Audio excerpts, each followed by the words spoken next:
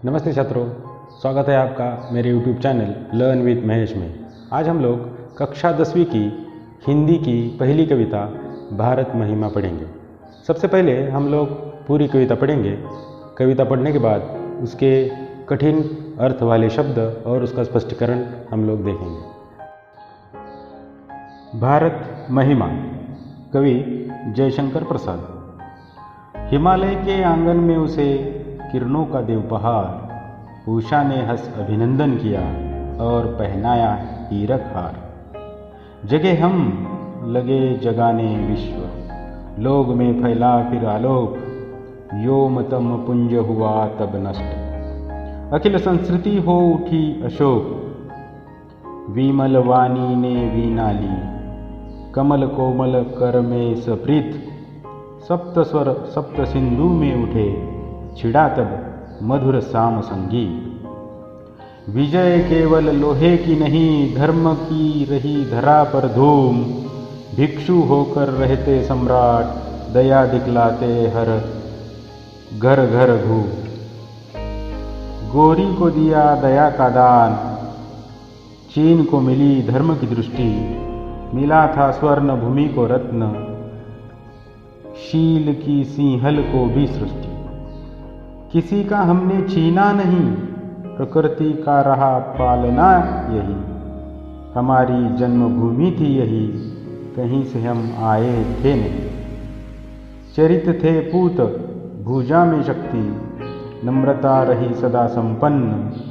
हृदय के गौरव में था गर्व, किसी को देख न सके विपन्न। हमारे संचय में था दान, अतिथि थे सदा हमारे देव।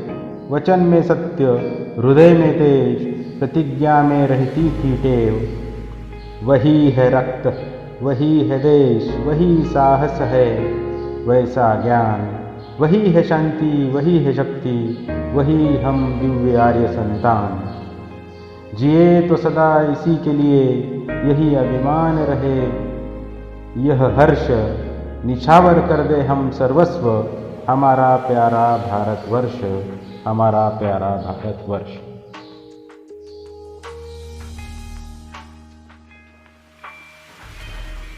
हिमालय के आंगन में उसे किरणों का दे उपहार, उषा ने हंस अभिनंदन किया और पहनाया हीरक हार। छात्रों, इसका मतलब है कि हिमालय पर्वत पर सुबह की पहली किरण जब पड़ती है तो हिमालय की जो बर्फीली चोटियां है वह चमकने लगती है।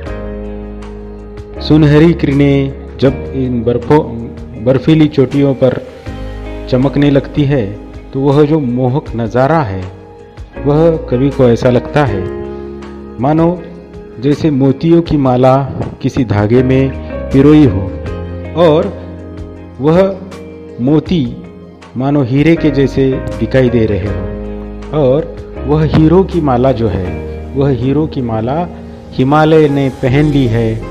और जो उषा है, जो सुबह है, वह सुबह हिमालय का स्वागत करने के लिए उत्सुक है। और हिमालय के स्वागत में वह अपनी पहली किरण उसके नतमस्तक हो रही है। जगे हम लगे जगाने विश्व, लोक में फैला फिर आलोक। योम तम पुंज हुआ तब नष्ट, अखिल संस्कृति हो उठी अशोक। मतलब है कि भारतवर्ष में रहने वाले हम लोग भारतीय सारी दुनिया से पहले उठ जाते हैं। जब हम सुबह उठ जाते हैं तो सिर्फ हम नहीं उठते, तो सारे विश्व को, सारे जग को हम उठाते हैं। और जो सुबह की पहली किरण है, उस किरण का उपयोग करके हम लोग इस विश्व में फैला हुआ जो अंधियारा है, इस विश्व में फैला हुआ जो आलोक है, इस आलोक को नष्ट करने का प्रयत्न करते हैं। और जब यह प्रकाश रूपी अंधेरा, जब यह प्रकाश रूपी उजाला सारे अंधियारे पर छा जाता है, तब वह जो व्योमतम पुंज है यह नष्ट हो उठता है। और यह अंधियारा नष्ट होने के कारण ही सारा जो संसार है, सारा जो विश्व है, सारी जो प्रकृति है, यह अशोक हो जाती है। अशोक का मतलब है शोक रहित यानी कि आनंदी, और आनंदी हो जाने के कारण सारा विश्व हमें आनंदित दिखाई देता है। विमल वाणी ने वीणा ली, कमल कोमल कर में सप्रीत, सप्त स्वर सप्त सिंधु में उठे, छिड़ा तब मधुर साम संगीत। इसका मतलब है कि भारतवर्ष जो है वह हमेशा संस्कारों वाला, नए नए गुणों वाला और संस्कृति वाला देश रहा है। इस देश में पाई जाने वाली जो नम्रता है, यह नम्रता वाला जो गुण है, वह नम्रता वाला गुण कहीं अन्य देशों में नहीं पाया जाता है। ऐसे ही विमल वाणी, वाणी यानी कि हमारा बोलना, हम जो भी कुछ बातें करते हैं, हमारी बातचीत जो है उसे हम वाणी कहते हैं। यह जो विमल वाणी है, यह विमल वाणी का उपहार हमें जो हमारी ज्ञान की देवी है सरस्वती, ज्ञान की देवी है शारदा, उस शारदा से हमें मिला है। और यह शारदा देवी ने अपने हाथों में जो वीणा है, वह वीणा लेकर यह मधुर संगीत छेड़कर उसके कर कमलों में जो वीणा है, उस कर कमलों से सप्त स्वर छिड़े हैं। वह सप्त स्वर, सप्त नदियाँ जो है, उस सप्त नदियों का पानी पवित्र करने के लिए वह स्वर छिड़े हुए हैं। और जब ऐसा मधुर संगीत छिड़ जाता है, तब साम वेदों में जो गीत लिखे हैं, उन गीतों का निर्माण, उन गीतों का जो गान है, वह हमें यहाँ सुनाई देता है, ऐसा कवि कहते हैं।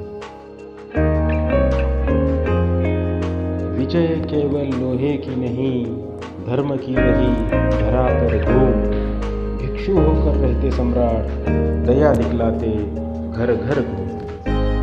मतलब भारतवर्ष में प्राचीन काल से ही या प्राचीन युग से ही शस्त्र से ज़्यादा शास्त्र को महत्व दिया है। भारत एक शांति, अमन चाहने वाला देश रहा है। मानवता, सदाचार, शील, नम्रता, यही गुणों से संपन्न समाज का निर्माण, यही भारत की नींव रही है। भारत ने सभी को हमेशा शांति का संदेश दिया है।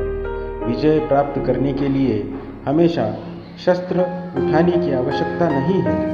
शांति, अमन, भाईचारा और शास्त्रों के उपयोग से ही किसी पर भी विजय प्राप्त हम कर सकते हैं। इतिहास हमें उसका उदाहरण देता है। जैसे महान सम्राट अशोक को कलिंगा युद्ध में हुए मनुष्यहानि के बाद ही केवल मानवतावादी विचारों से ही उनमें बदलाव आया और आगे उन्होंने भगवान गौतम बुद्ध द्वारा स्थापित बौद्ध धर्म अपनाया और खुद तो उपासक बने ही, औरों को भी शांति का आह्वान किया और पूरी जिंदगी यही शांति और अमन उन्होंने फैलाया। यही भारतवर्ष की परंपरा रही है। गोरी को दिया दया का दान, चीन को मिली धर्म की दृष्टि, मिला था स्वर्ण भूमि को रत्न, शील की सिंहल को भी सृष्टि। पंक्तियों का भावार्थ कुछ इस तरह है। भारतवर्ष का इतिहास हम जब पढ़ते हैं, तब भारत के लोगों ने हमेशा ही परदेशी पाश्चात्य लोगों को हमारे देश में पनाह दी है, यह हमें देखने को मिलता है। इतिहास गवाह है, सेल्यूकस ने जब भारत पर आक्रमण किया था, तब सम्राट चंद्रगुप्त मौर्य ने उसे हराया था। दोनों में शस्त्र संधि हुई थी। उसके बाद शत्रु का शरसंधान करते हुए सम्राट चंद्रगुप्त ने चाणक्य के कहने पर सेल्यूकस की बेटी हेलेन के साथ विवाह किया और उसे अपनाया, यानी उसे दया का दान देकर भारतवर्ष की परंपरा का पालन किया। इसी प्रकार भारत ने चीन को बौद्ध धर्म का उपहार प्रदान किया है। भगवान गौतम बुद्ध के बौद्ध धर्म का दान चीन को मिला है। भारतवर्ष में अनेकानेक महान सम्राट जैसे चंद्रगुप्त मौर्य, सम्राट अशोक, पृथ्वीराज चौहान, टीपू सुल्तान आदि महान वीरों ने भारतवर्ष का शूरता का परिचय श्रीलंका तक फैलाया है। किसी का हमने छीना नहीं, प्रकृति का रहा पालना वही, हमारी जन्मभूमि थी यही, कहीं से हम आए थे नहीं। भारतवर्ष पर हमेशा विदेशी परदेशी लोगों ने आक्रमण किया है। जैसे अंग्रेज व्यापारी बनकर भारत में आए और यहाँ के राज्यकर्ता बन गए। भारत को तब सोने की चिड़िया कहा जाता था। ऐसे देश की इन लोगों ने लूट की। यहाँ की संपत्ति वे अपने देश में ले गए। फिर भी इतिहास गवाह है, भारत लूट हमेशा गया है, लेकिन किसी का कुछ भी भारत ने नहीं लूटा है। भारत भूमि संस्कारों वाली भूमि है।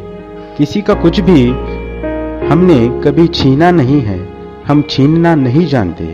हम दान देने में धन्यता मानते हैं। हम शांति प्रिय संस्कारों वाले लोग हैं, इसलिए हमने किसी का कुछ भी लूटा नहीं है। हम किसी का छीनना नहीं जानते। हम देने में विश्वास रखते हैं। आक्रमण करके भारत भूमि हमने हासिल नहीं की है। हम भूमि हमेशा ही हमारी रही है। ये हमारी जन्मभूमि है। यह हमारी कर्मभूमि है। इसी भूमि के हम संतान हैं। हम किसी अन्य देश से आए नहीं है। भारत भूमि यही हमारी माता है और हम उसकी हमेशा पूजा करते आए हैं। हमारे संचय में था दान, अतिथि थे सदा हमारे देव, वचन में सत्य, हृदय में तेज, प्रतिज्ञा में रहती थी टेव। पंक्तियों का भावार्थ: भारतवर्ष हमेशा गुणों की खान रहा है। यहाँ संस्कार और संस्कृति का मिलाप हमें देखने को मिलता है। यहाँ दान देने की परंपरा रही है। दान वह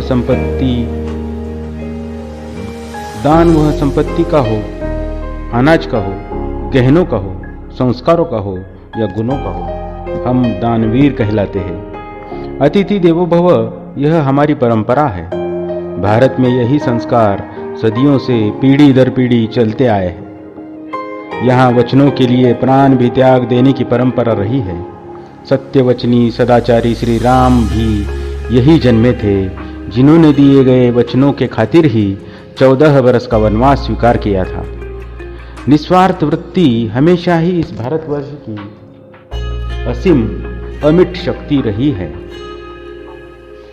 एक बार कोई बात करने की ठान ली तो उसे पूरे किए बिना भारत के पूत दम नहीं लेते हैं। प्रतिज्ञा करना और निभाना यही यहाँ की परंपरा रही है। इतिहास में भी हम देखते हैं कि नंदकुल का नाश किए बिना मैं मेरी चोटी को गांठ नहीं बांधूंगा। ऐसा प्रण, ऐसी शपथ, ऐसी प्रतिज्ञा आर्य चाणक्य ने की थी। प्रतिज्ञा का हमारे जीवन में असाधारण महत्व रहा है। वही है रक्त, वही है देश, वही साहस है, वैसा ज्ञान, वही है शांति, वही है शक्ति, वही हम दिव्य आर्य संतान। छात्रों, इन पंक्तियों का भावार्थ कुछ इस प्रकार है। कवि कहते हैं कि भारतवर्ष के गौरव गरिमा को देखकर कवि कहते हैं, आज के समय भी वही पुरानी बातें, शांति, शक्ति, पराक्रम, साहस, ज्ञान, सत्य, सदाचार, यही बातें चल रही है। यही बातें हैं जो हमारे भारतवर्ष का गौरव बढ़ाते हैं, हमारे पूर्वजों का सम्मान कराते हैं। हम उन्हीं की संतान हैं जो देश का गौरव बढ़ाने के लिए हमेशा तत्पर रहते हैं।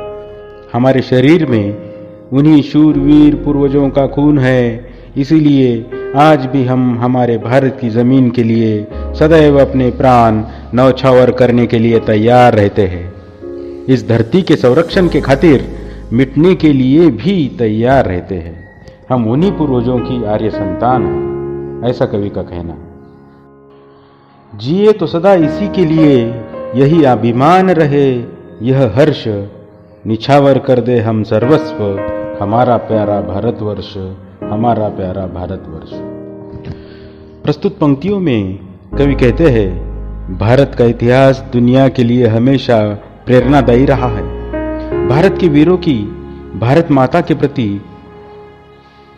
मिट जाने की भावना हमेशा अन्य लोगों को प्रेरित करती है।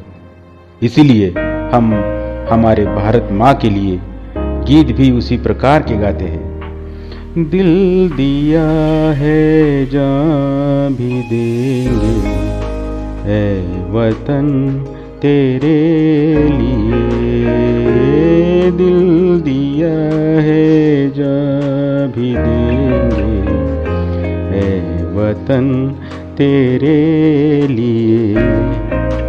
यही अभिमान हम सभी की प्रेरणा का स्थान रहा है। भारत भूमि के वास्ते मिटने को यहाँ का बच्चा बच्चा सदैव तैयार है। मेरे देश की धरती हमेशा हमारी रक्षा करती है, हमें खिलाती है, पिलाती है, यही हमारी माता है। इसके संरक्षण के लिए हम हमारे प्राण त्यागने के लिए सदैव तैयार है। ऐसा प्रतिभाशाली, सर्वगुण संपन्न, अनेकता में एकता दर्शाने वाला यही हमारा भारतवर्ष है। मेरा देश मेरी जान, मान और सम्मान है। मैं हमेशा इसको सलाम करता रहूँगा, यही कवि का कहना है। हमने जो यहाँ पर कविता पढ़ी, प्रस्तुत कविता में कवि ने अपने देश के गौरवशाली अतीत का सजीव वर्णन किया है। कवि का कहना है कि हमें अपने देश पर गर्व करते हुए उसके प्रति अपना सर्वस्व निछावर करने के लिए हमेशा तैयार और तत्पर रहना चाहिए। छात्रों, अंत में इस कविता में आए हुए जो कठिन अर्थ वाले शब्द है, यह कठिन अर्थ वाले शब्द यहाँ पर मैंने दिए हैं। आप स्क्रीन को पॉज करके वह अपनी कॉपी में ज़रूर लिख लो। अगर आपको मेरा यह वीडियो पसंद आए तो इसको लाइक, शेयर और सब्सक्राइब करना मत भूलिए। धन्यवाद।